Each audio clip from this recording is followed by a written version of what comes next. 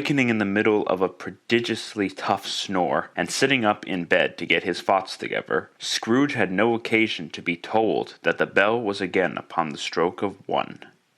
He felt that he was restored to consciousness in the right nick of time, for the especial purpose of holding a conference with the second messenger dispatched to him through Jacob Marley's intervention.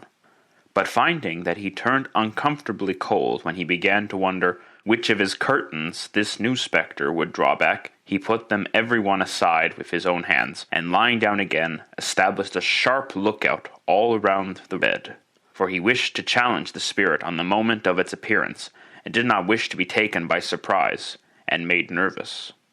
Gentlemen of the free and easy sort, who plume themselves on being acquainted with a move or two, and being usually equal to the time of day, express the wide range of their capacity for adventure by observing that they are good for anything from pitch and toss to manslaughter, between which opposite extremes no doubt there lies a tolerable wide and comprehensive range of subjects. Without venturing for Scrooge quite as hardly as this, I don't mind calling on you to believe that he was ready for a good broad field of strange appearances, and that nothing between a baby and a rhinoceros would have astonished him very much. Now being prepared for almost anything, he was not by any means prepared for nothing, and consequently, when the bell struck 1, and no shape appeared, he was taken with a violent fit of trembling. 5 minutes, 10 minutes, a quarter of an hour went by, yet nothing came.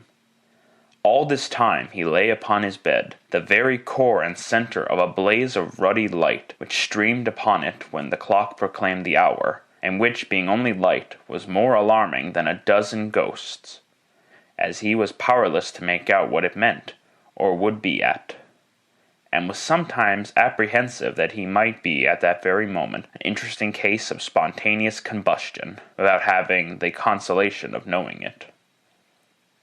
At last, however, he began to think, as you or I would have thought at first, for it is always the person not in the predicament who knows what ought to have been done in it, and would unquestionably have done it too.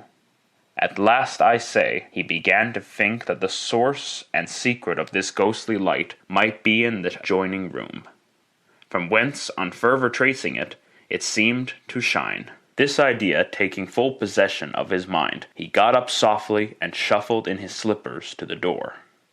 The moment Scrooge's hand was on the lock, a strange voice called him by his name and bade him enter. He obeyed.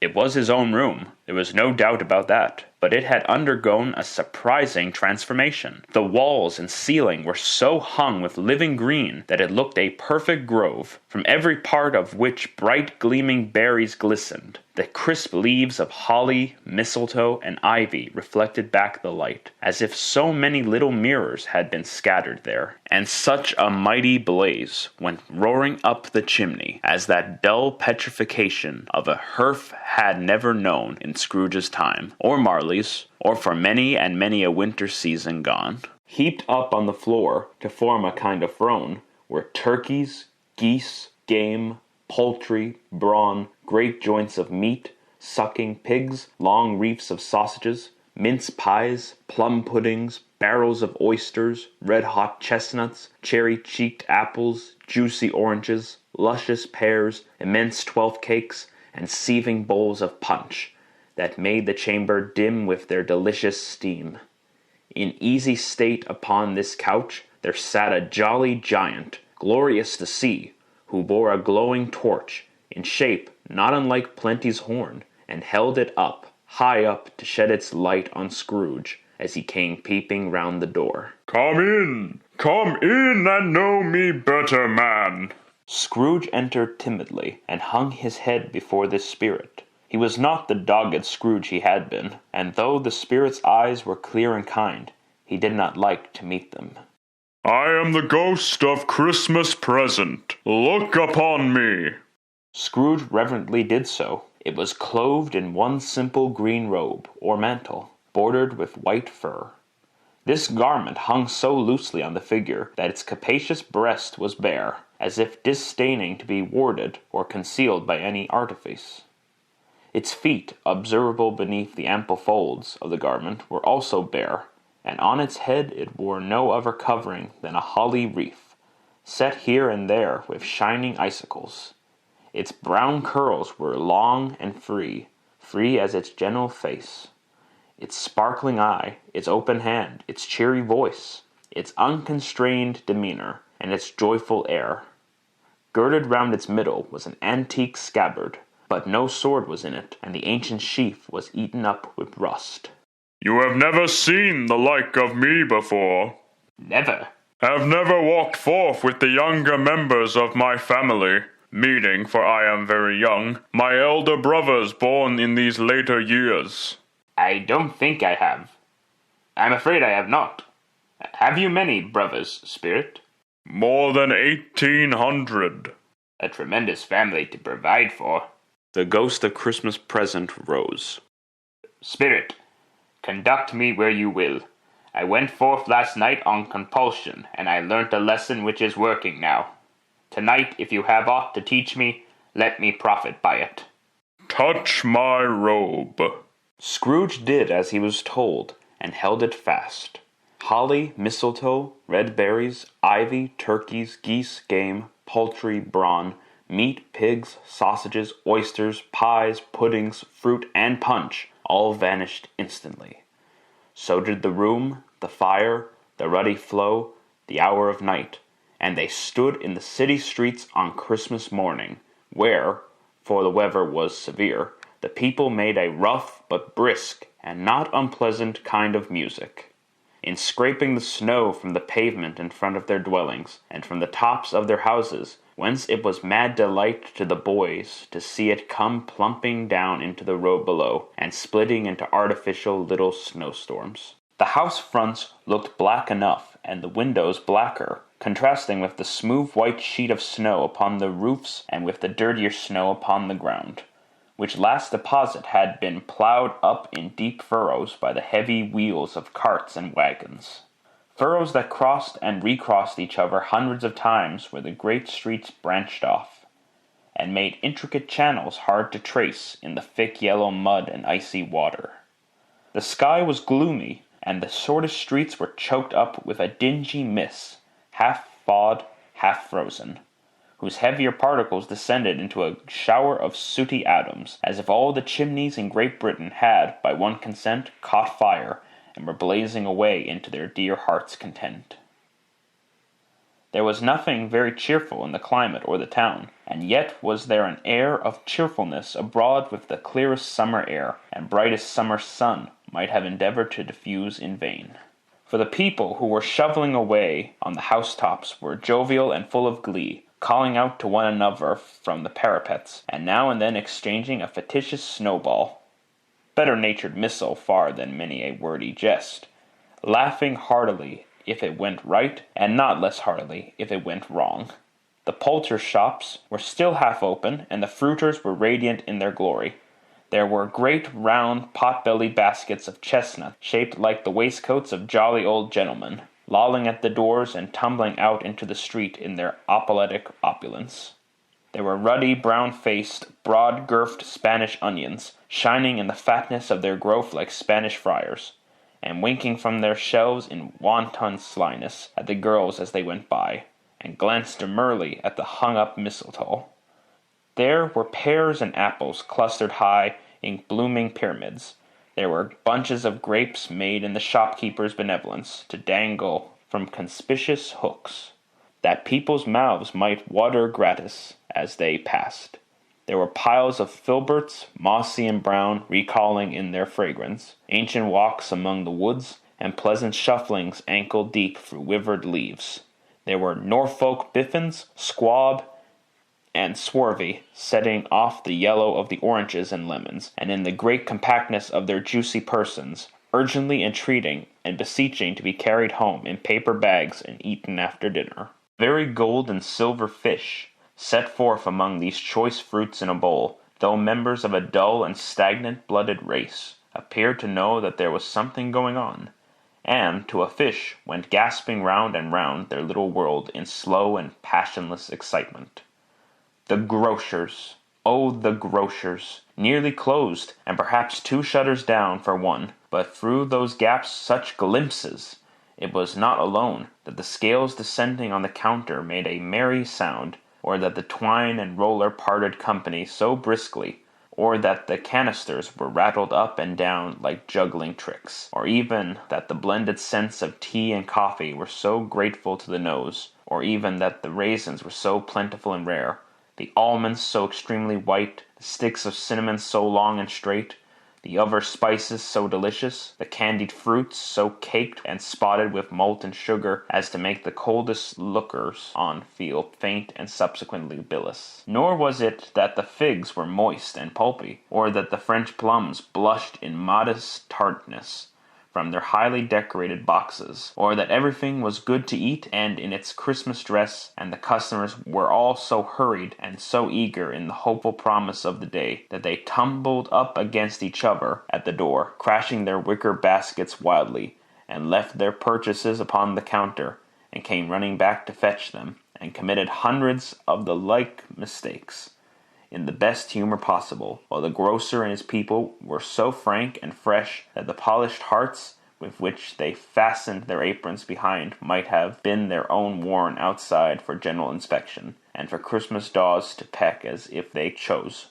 But soon the steeples called good people all to church and chapel, and away they came, flocking through the streets in their best clothes, and with their gayest faces. And at the same time there were emerged from scores of by-streets, lanes, and nameless turnings, innumerable people, carrying their dinners to the bakers' shops.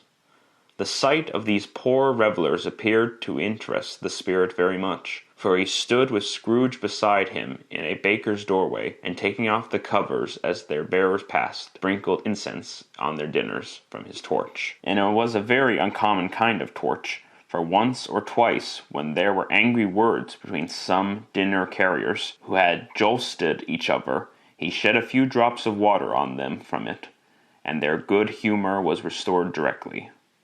For they said it was a shame to quarrel upon Christmas Day, and so it was. God love it, so it was. In time the bells ceased, and the bakers were shut up, and yet there was a genial shadowing forth of all these dinners, and the progress of their cooking, in the thawed blotch of wet above each baker's oven, where the pavement smoked as if its stones were cooking too. "Is there a particular flavor in what you sprinkle from your torch?" There is. My own. "Would it apply to any kind of dinner on this day?" To any kindly given. To a poor one most. "Why to a poor one most?" Because it needs it most.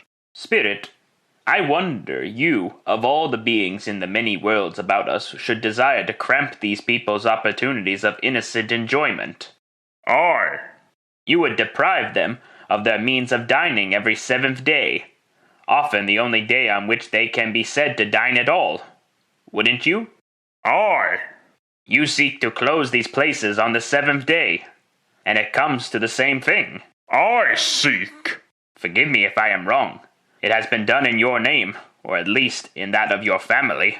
There are some upon this earth of yours who lay claim to know us, and who do their deeds of passion, pride, ill will, hatred, envy, bigotry, and selfishness in our name, who are as strange to us and all our kith and kin as if they had never lived.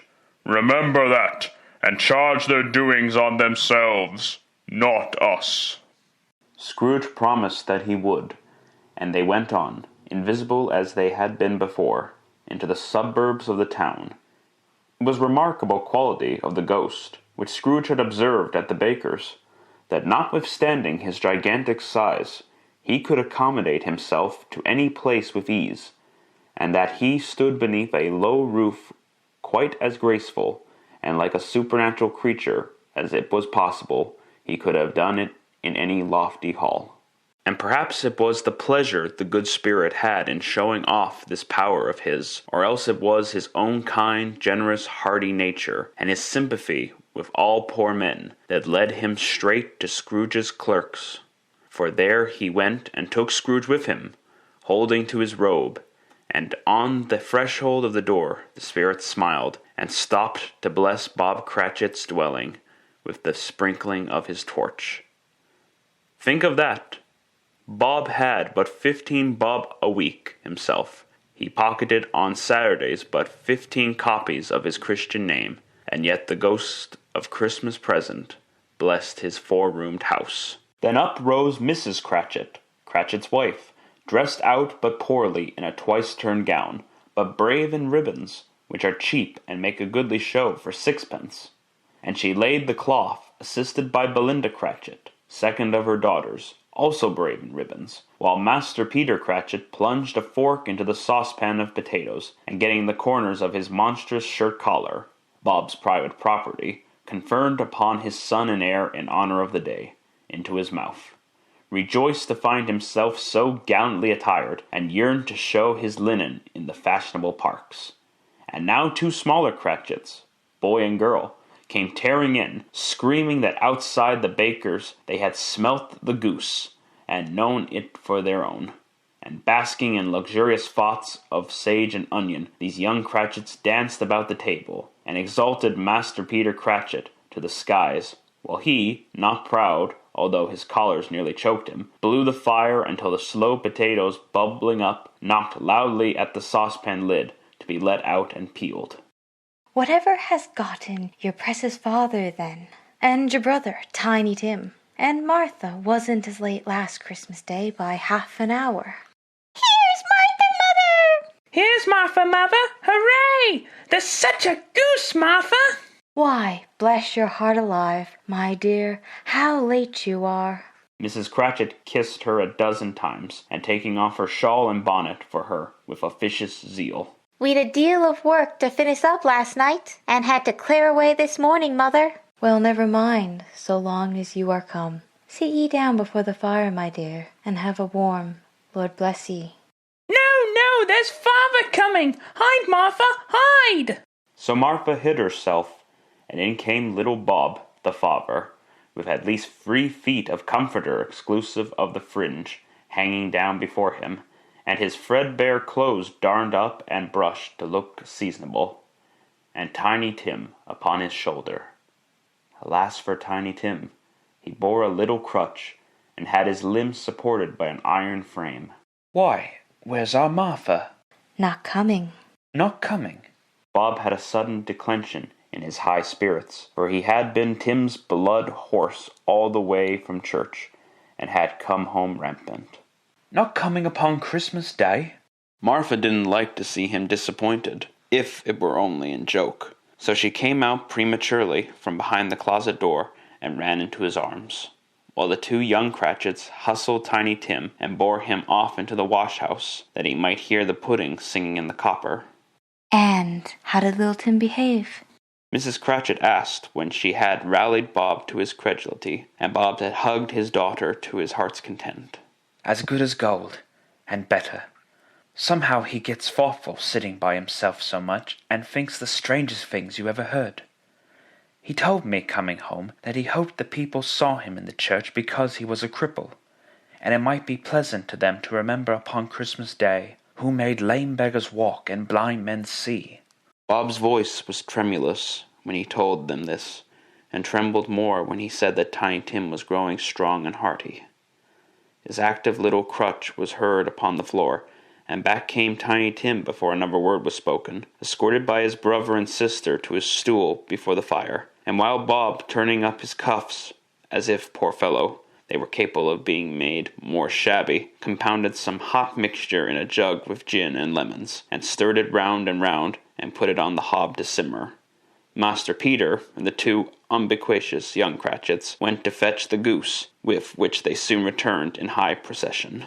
Such a bustle ensued that you might have thought a goose the rarest of all birds, a feathered phenomenon, to which a black swan was a matter of course, and in truth it was something very like it in that house. Mrs. Cratchit made the gravy, ready beforehand in a little saucepan, hissing hot. Master Peter mashed the potatoes with incredible vigor. Miss Belinda sweetened up the apple sauce. Martha dusted the hot plates. Bob took Tiny Tim beside him in a tiny corner at the table. The two young Cratchits set chairs for everybody, not forgetting themselves, and mounting guarded upon their posts, crammed spoons into their mouths, lest they should shriek for the goose before their turn came to be helped. At last the dishes were set on, and grace was said. It was succeeded by a breathless pause, as Mrs. Cratchit, looking slowly all along with the carving knife, prepared to plunge it in the breast. But when she did, and when the long-expected gush of stuffing ensued forth, one murmur of delight arose all round the board, and even Tiny Tim, excited by the two young Cratchits, beat on the table with the handle of his knife, and feebly cried hooray. There never was such a goose. Bob said he didn't believe there ever was such a goose cooked. Its tenderness and flavor, size and cheapness were the themes of universal admiration. Eked out by the apple sauce and mashed potatoes, it was a sufficient dinner for the whole family. Indeed, as Mrs. Cratchit said with great delight, surveying one small atom of a bone upon the dish, they hadn't ate it all at last. Yet every one had enough, and the youngest Cratchits, in particular, were steeped in sage and onion into the eyebrows. But now the plates being changed by Miss Belinda, Mrs. Cratchit left the room alone, too nervous to bear witnesses, to take the pudding up and bring it in. Suppose it should not be done enough. Suppose it should break in turning out. Suppose somebody should have gotten over the wall of the backyard and stolen it while they were merry with the goose. A supposition at which the two young Cratchits became livid. All sorts of horrors were supposed. Hullo, a great deal of steam. The pudding was out of the copper, a smell like a washing day. That was the cloth, a smell like an eating-house, and a pastry cook's next door to each other, with a laundress's next door to that. That was the pudding. In half a minute Mrs. Cratchit entered, flushed, but smiling proudly, with the pudding, like a speckled cannonball, so hard and firm, blazing in half a quartern of ignited brandy, and bedight with Christmas holly stuck into the top. Oh, a wonderful pudding. Bob regarded it as the greatest success achieved by Mrs. Cratchit since their marriage. Mrs. Cratchit said that now the weight was off her mind, she would confess she had her doubts about the quantity of flour. Everybody had something to say about it, but nobody said or thought it was at all small pudding for a large family. It would have been flat heresy to do so. Any Cratchit would have blushed to hint at such a thing.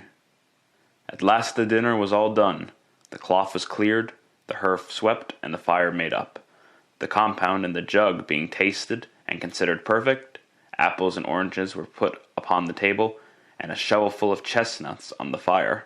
Then all the Cratchit family drew round the hearth, in what Bob Cratchit called a circle, meaning half of one, and at Bob Cratchit's elbow stood the family display of glass, 2 tumblers and a custard cup without a handle. These held the hot stuff from the jug, however, as well as golden goblets would have done, and Bob served it out with beaming looks, while the chestnuts on the fire sputtered and cracked noisily. Then Bob proposed a toast. A Merry Christmas to us all, my dears. God bless us. God bless us, every one. Tiny Tim sat very close to his father's side upon his little stool. Bob held his withered little hand in his, as if he loved the child and wished to keep him by his side, and dreaded that he might be taken from him. Spirit, tell me if Tiny Tim will live. I see a vacant seat in the poor chimney corner, and a crutch without an owner, carefully preserved. If these shadows remain unaltered by the future, the child will die. No, oh no, kind spirit, say he will be spared. If these shadows remain unaltered by the future, none other of my race will find him here. What then? If he be like to die, he had better do it, and decrease the surplus population. Scrooge hung his head to hear his own words noted by the spirit, and was overcome with penitence and grief. Man, if man you be in heart, not adamant, forbear that wicked cant until you have discovered what the surplus is, and where it is. Will you decide what men shall live and what men shall die? It may be that in the sight of heaven you are more worthless and less fit to live than millions like this poor man's child. O God, to hear the insect on the leaf pronouncing on the too much life among his hungry brothers in the dust. Scrooge bent before this ghost's rebuke, and trembling cast his eyes upon the ground. But he raised them speedily on hearing his own name. Mr. Scrooge. I'll give you Mr. Scrooge, the founder of the feast. The founder of the feast, indeed. I wish I had him here. I'd give him a piece of my mind to feast upon, and I hope he'd have a good appetite for it. My dear, the children, Christmas Day. It should be Christmas Day, I'm sure, on which one drinks the health of such an odious, stingy, hard, unfeeling man as Mr. Scrooge. You know he is, Robert. Nobody knows it better than you do. Poor fellow. My dear, Christmas Day. I'll drink his health for your sake, and the day's, not for his. Long life to him, a Merry Christmas, and a Happy New Year. He'll be very merry and very happy, I have no doubt. The children drank the toast after her. It was the first of their proceedings which had no hardness. Tiny Tim drank it last of all, but he didn't care 2 pence for it. Scrooge was the ogre of the family. The mention of his name cast a dark shadow on the party, which was not dispelled for a full 5 minutes. After it had passed away, they were 10 times merrier than before, from the mere relief of Scrooge the baleful being done with. Bob Cratchit told them how he had a situation in his eye for Master Peter, which would bring in, if obtained, full 5 and 6 pence weekly. The 2 young Cratchits laughed tremendously at the idea of Peter being a man of business, and Peter himself looked thoughtfully at the fire from between his collars, as if he were deliberating what particular investments he should favor when he came into the receipt of that bewildering income. Martha, who was a poor apprentice at the milliner's, then told them what kind of work she had to do, and how many hours she worked at a stretch, and how she meant to lie abed tomorrow morning for a good long rest. Tomorrow being a holiday, she passed at home. Also how she had seen a countess and a lord some days before, and how the lord was much about as tall as Peter, at which Peter pulled up his collar so high that you couldn't have seen his head if you had been there. All this time the chestnuts and the jug went around and round, and by they had a song about a lost child traveling in the snow from Tiny Tim, who had a plaintive little voice, and sang it very well indeed. There was nothing of high mark in this. They were not a handsome family. They were not well dressed. Their shoes were far from being waterproof. Their clothes were scanty, and Peter might have known, and very likely did, the inside of a pawnbroker's. But they were happy, grateful, pleased with one another, and contented with the time. And when they faded, and looked happier yet in the bright sprinklings of the spirit's torch at parting, Scrooge had his eye upon them, and especially on Tiny Tim, until the last. By this time it was getting dark, and snowing pretty heavily, and as Scrooge and the spirit went along the streets, the brightness of the roaring fires in kitchens, parlors, and all sorts of rooms was wonderful. Here the flickering of the blaze showed preparations for a cozy dinner, with hot plates baking through and through before the fire, and deep red curtains ready to be drawn to shut out cold and darkness. There all the children of the house were running out into the snow to meet their married sisters, brothers, cousins, uncles, aunts, and be the first to greet them. Here again were shadows on the window, blind of guests assembling, and there a group of handsome girls, all hooded and fur-booted, and all chattering at once, tripped lightly off to some near neighbor's house, where, woe upon the single man who saw them enter, artful witches, well they knew it, in a glow. But if you had judged from the numbers of people on their way to friendly gatherings, you might have thought that no one was at home to give them welcome when they got there. Instead of every house expecting company, and piling up its fires half chimney high, blessings on it, how the ghost exulted, how it bared its breadth of breast, and opened its capacious palm, and floated on, outpouring, with a generous hand, its bright and harmless mirth on everything within its reach. The very lamplighter who ran on before, dotting the dusky street with specks of light, and who was dressed to spend the evening somewhere, laughed out loudly as the spirit passed, though little kenned the lamplighter that he had any company but Christmas. Now, without a word of warning from the ghost, they stood upon a bleak and desert moor, where monstrous masses of rude stone were cast about, as though it were the burial place of giants, and water spread itself wherever so it listed, or would have done so, but for the frost that held it prisoner, and nothing grew but moss and furze, and coarse rank grass. Down in the west the setting sun had left a streak of fiery red, which glared upon the desolation for an instant, like a sullen eye, and frowning lower, lower yet, was lost in the thick gloom of darkest night. "What place is this?" A place where miners live, who labor in the bowels of the earth, but they know me. See. A light shone from the window of a hut, and swiftly they advanced towards it. Passing through the wall of mud and stone, they found a cheerful company assembled round a glowing fire. An old man and woman, with their children and their children's children, and another generation beyond that, all decked out gaily in their holiday attire. The old man, in a voice that seldom rose above the howling of the wind above the barren waste, was singing them a Christmas song. It had been a very old song when he was a boy, and from time to time they all joined in the chorus.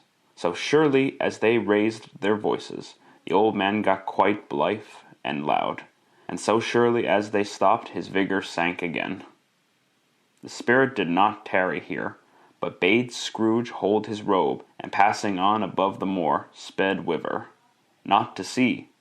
To see! To Scrooge's horror, looking back, he saw the last of the land, a frightful range of rocks behind them, and his ears were deafened by the thundering of water, as it rolled and roared and raged among the dreadful caverns it had worn, and fiercely tried to undermine the earth. Built upon a dismal reef of sunken rocks, some league or so from shore, on which the waters chafed and dashed, the wild year through, there stood a solitary lighthouse.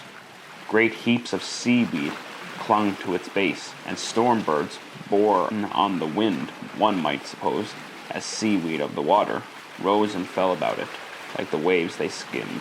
But even here 2 men who watched the light had made a fire, that through the loophole in the thick stone wall shed out a ray of brightness on the awful sea. Joining their horny hands over the rough table at which they sat, they wished each other Merry Christmas in their can of grog, and one of them, the elder, too, with his face all damaged and scarred with hard weather, as the figurehead of an old ship might be, struck up a sturdy song that was like a gale in itself. Again the ghost sped on, above the black and heaving sea, on and on, until being far away, as he told Scrooge, from any shore, they lighted on a ship. They stood beside the helmsman at the wheel, the lookout in the bow, the officers who had the watch, dark ghostly figures in their several stations, but every man among them hummed a Christmas tune, or had a Christmas thought, or spoke below his breath to his companion of some bygone Christmas day, with homeward hopes belonging to it. And every man on board, waking or sleeping, good or bad, had a kinder word for another on that day than on any day in the year, and had shared to some extent in its festivities, and had remembered those he cared for at a distance, and had known they delighted to remember him. It was a great surprise to Scrooge, while listening to the moaning of the wind, and thinking what a solemn thing it was to move on through the lonely darkness over an unknown abyss, whose depths were secrets as profound as death. It was a great surprise to Scrooge, while thus engaged, to hear a hearty laugh. It was a much greater surprise to Scrooge to recognize it as his own nephew's, and to find himself in a bright, dry, gleaming room, with the spirit standing smiling by his side, and looking at the same nephew with approving affability. If you should happen, by any unlikely chance, to know a man more blessed in a laugh than Scrooge's nephew, all I can say is, I should like to know him too. Introduce him to me, and I'll cultivate his acquaintance. It is a fair, even-handed, noble adjustment of things, that while there is infection in disease and sorrow, there is nothing in the world so irresistibly contagious as laughter and good humor.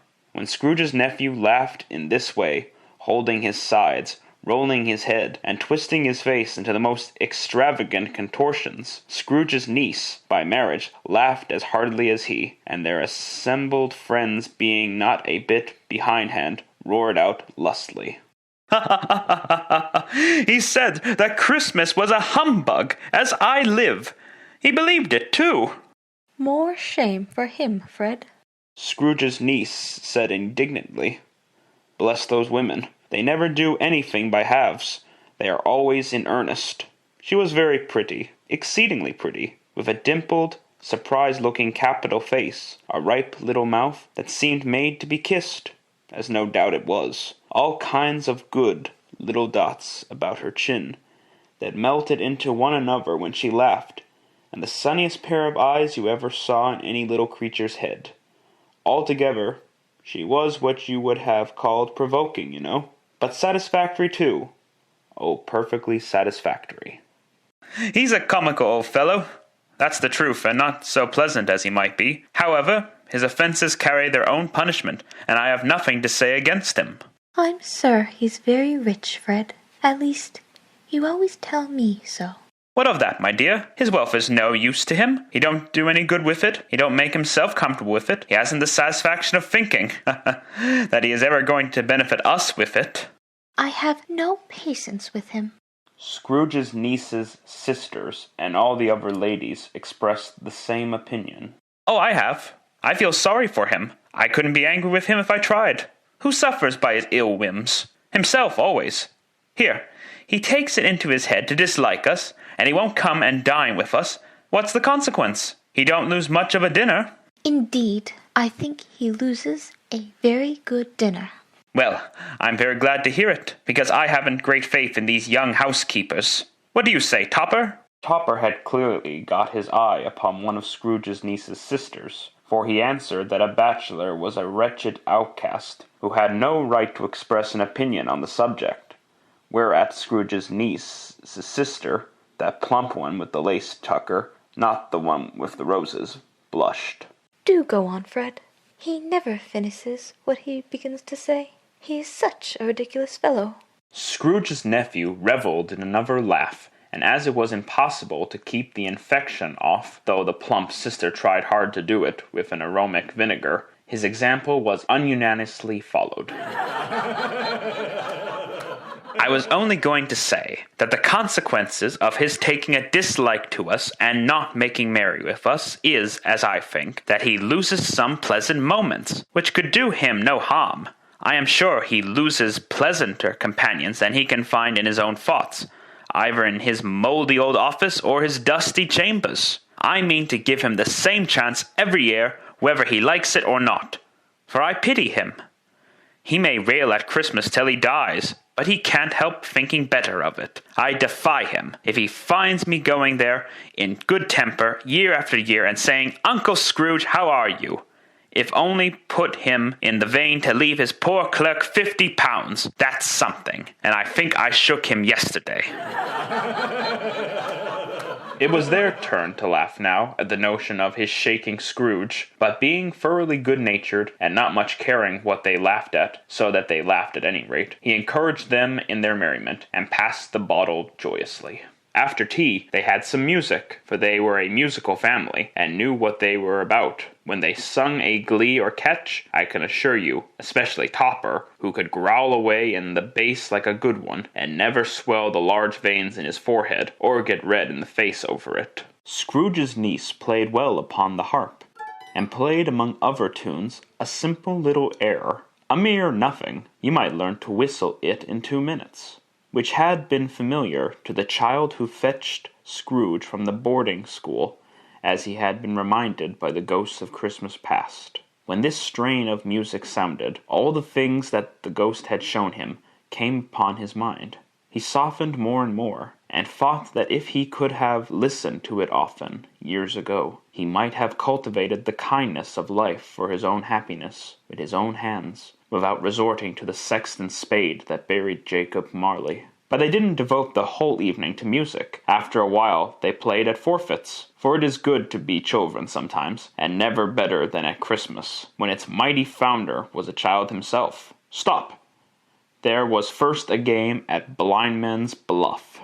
Of course there was, and I no more believe Topper was really blind than I believe he had eyes in his boots. My opinion is that it was a done thing between him and Scrooge's nephew, and that the ghost of Christmas Present knew it. The way he went after that plump sister in the lace tucker was an outrage on the credulity of human nature. Knocking down the fire irons, tumbling over the chairs, bumping against the piano, smothering himself among the curtains. Wherever she went, there went he. He always knew where the plump sister was. He wouldn't catch anybody else. If you had fallen up against him, as some of them did, on purpose, he would have made a feint of endeavoring to seize you, which would have been an affront to your understanding, and would instantly have sidled off in the direction of the plump sister. She often cried out that it wasn't fair, and it really was not. But when at last he caught her, when, in spite of all her silken rustlings and her rapid flutterings past him, he got her into a corner whence there was no escape, then his conduct was the most execrable. For his pretending not to know her, his pretending that it was necessary to touch her headdress, and further to assure himself of her identity by pressing a certain ring upon her finger, and a certain chain about her neck, was vile, monstrous. No doubt she told him her opinion of it, when, another blind man being in office, they were so very confidential together behind the curtains. Scrooge's niece was not one of the Blindman's Bluff party, but was made comfortable with a large chair and a footstool in a snug corner, where the ghost and Scrooge were close behind her. But she joined in the forfeits, and loved her love to admiration with all the letters of the alphabet. Likewise, at the game of how, when, and where, she was very great, and to the secret joy of Scrooge's nephew, beat her sisters hollow, though they were sharp girls too, as Topper could have told you. There might have been 20 people there, young and old, but they all played, and so did Scrooge, for wholly forgetting in the interest he had in what was going on, that his voice made no sound in their ears. He sometimes came out with his guess quite aloud, and very often guessed quite right too, for the sharpest needle best Whitechapel warranted not to cut in the eye was not sharper than Scrooge, blunt as he took it in his head to be. The ghost was greatly pleased to find him in this mood, and looked upon him with such favor, that he begged like a boy to be allowed to stay until the guests departed, but this the spirits said could not be done. Here is a new game. 1/2 hour, spirit, only one. It was a game called Yes and No, where Scrooge's nephew had to think of something, and the rest must find out what, he only answering to their questions yes or no, as the case was. The brisk fire of questioning to which he was exposed elicited from him that he was thinking of an animal, a live animal, rather a disagreeable animal, a savage animal, an animal that growled and grunted sometimes, and talked sometimes, and lived in London, and walked about the streets, and wasn't made a show of, and wasn't led by anybody, and didn't live in a menagerie, and was never killed in a market, and was not a horse, or an ass, or a cow, or a bull, or a tiger, or a dog, or a pig, or a cat, or a bear. At every fresh question that was put to him, his nephew burst into a fresh roar of laughter, and was so inexpressibly tickled that he was obliged to get up off the sofa and stamp. At last, the plump sister, falling into a similar state, cried out, I found it out! I know what it is, Fred! I know what it is! "What is it?" It's your Uncle Scrooge! Which it certainly was. Admiration was the universal sentiment, though some objected that the reply to, "Is it a bear?" ought to have been yes, inasmuch as an answer in the negative was sufficient to have diverted their thoughts from Mr. Scrooge. supposing they had ever had any tendency that way. He has given us plenty of merriment, I am sure, and it would be ungrateful not to drink his health. Here is a glass of mulled wine ready to our hand at the moment, and I say, Uncle Scrooge. Well, Uncle Scrooge. A Merry Christmas and a Happy New Year to the old man, whatever he is. He wouldn't take it from me, but he may have it nevertheless. Uncle Scrooge. Uncle Scrooge had imperceptibly become so gay and light of heart that he would have pledged the unconscious company in return, and thanked them in an inaudible speech, if the ghost had given him time. But the whole scene passed off in the breath of the last words spoken by his nephew, and he and the spirit were again upon their travels. Much they saw, and far they went, and many homes they visited, but always with a happy end. The spirit stood beside sick beds, and they were cheerful. On foreign lands, and they were close at home. By struggling men, and they were patient in their greater hope. By poverty, and it was rich. In almshouse, hospital, and jail, in misery's every refuge, where vain man, in his little brief authority, had not made fast the door, and barred the spirit out. He left his blessing, and taught Scrooge his precepts. It was a long night, if it were only a night, but Scrooge had his doubts of this, because the Christmas holidays appeared to be condensed into the space of time they passed together. It was strange, too, that while Scrooge remained unaltered in his outward form, the ghosts grew older, clearly older. Scrooge had observed this change, and never spoke of it, until they left a children's 12th night party, when, looking at the spirit as they stood together in an open place, he noticed that its hair was grey. Are spirits' lives so short? My life upon this globe is very brief. It ends tonight. Tonight? Tonight at midnight. Hark! The time is drawing near. The chimes were ringing the 11:75 at that moment. Forgive me if I am not justified in what I ask, but I see something strange, and not belonging to yourself, protruding from your skirts. Is it a foot or a claw? It might be a claw for the flesh there is upon it. Look here. From the foldings of its robe, it brought 2 children, wretched, abject, frightful, hideous, miserable. They knelt down at its feet, and clung upon the outside of its garment. Oh, man, look here. Look down here. They were a boy and girl, yellow, meager, ragged, scowling, wolfish, but prostrate, too, in their humility, where graceful youth should have filled their features out, and touched them with its freshest tints. A stale and shriveled hand, like that of age, had pinched and twisted them, and pulled them into shreds. Where angels might have sat enthroned, devils lurked, and glared out menacing. No change, no degradation, no perversion of humanity in any grade. Through all mysteries of wonderful creation has monstrous half so horrible and dread. Scrooge started back, appalled, having them shown to him in this way. He tried to say they were fine children, but the words choked themselves, rather than be parties to a lie of such enormous magnitude. Spirit, are they yours? Scrooge could say no more. They are man's. The spirit looked down upon them. And they cling to me, appealing from their fathers. This boy is ignorance, this girl is want. Beware them both and all of their degree, but most of all beware this boy. For on his brow I see that written which is doom, unless the writing be erased. Deny it, slander those who tell it ye, omit it for your factitious purposes, and make it worse, and bide the end. Have they no refuge or resource? Are there no prisons? Are there no workhouses? The bell struck 12.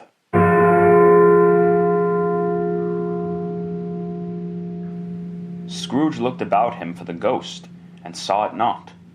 As the last stroke ceased to vibrate, he remembered the prediction of old Jacob Marley, and lifting up his eyes, beheld a solemn phantom, draped and hooded, coming like a mist along the ground towards him.